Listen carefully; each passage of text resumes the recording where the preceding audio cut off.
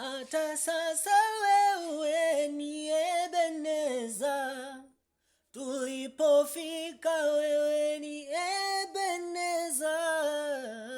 Hata sasa wewe ni Ebeneza, Ebeneza, Ebeneza. Sitaji hatua tano ndipo niseme hatua moja, nasema ni wewe. Sikoje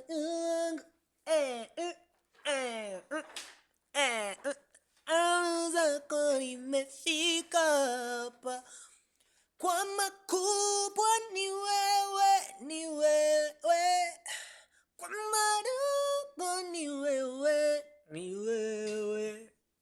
Siko nyanyang anaitwa Baraza.